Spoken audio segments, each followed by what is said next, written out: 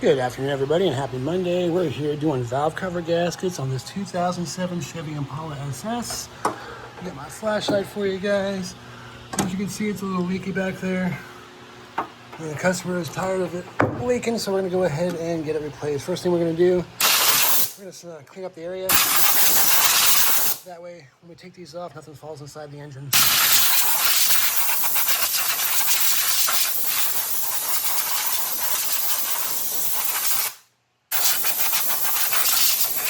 All right, now that we get it blown off, we're gonna come here. I think we're gonna do the back first.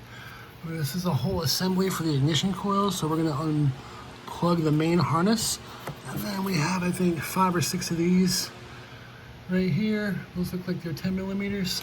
We'll pull this whole thing off as an assembly, and then we should have access to the valve cover. We're gonna start with the back one first because it's harder. All right, so it looks like we got, what's that, 5 bolts right there.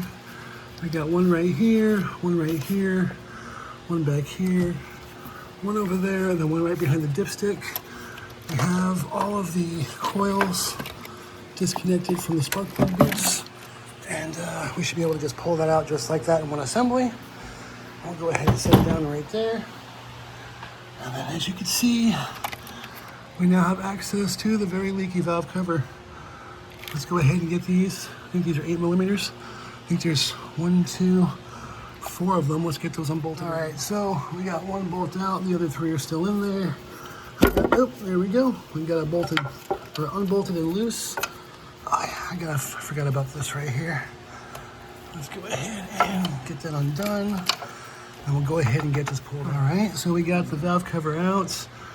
We got the surface cleaned up a little bit. We'll clean it one more time before we put the valve cover on. As you can see, this is the old valve cover. The gasket right here. We'll go ahead and get that taken off.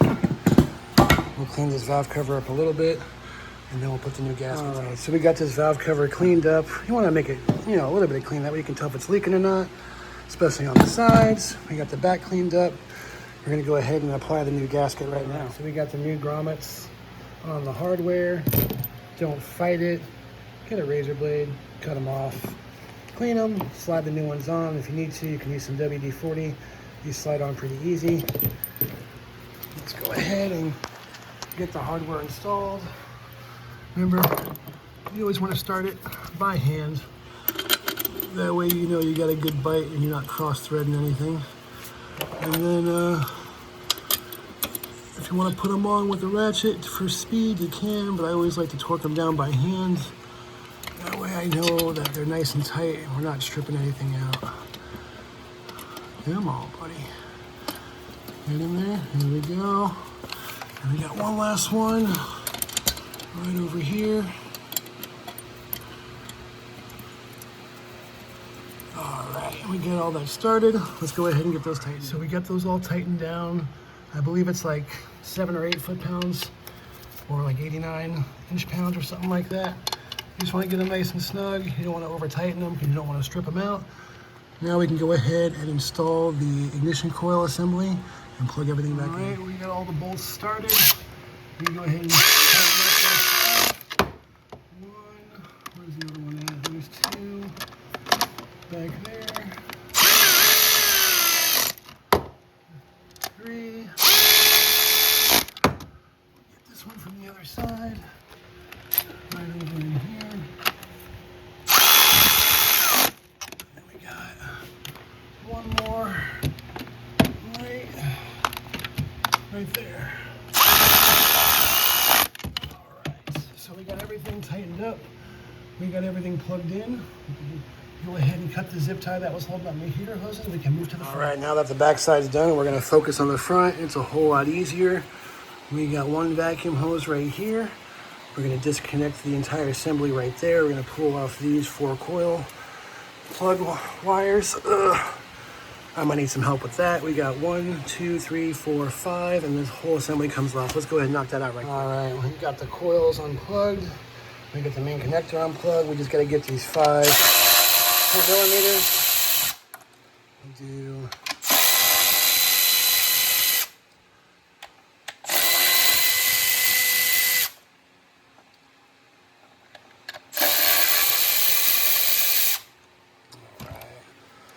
take these 4 out. We can get that last one right there. All right. And then this whole assembly just pops right off like that. And we can set it aside. Now we have access to the valve cover with these 4 8mm bolts. Let's go ahead and get that off. Alrighty, let's get these out.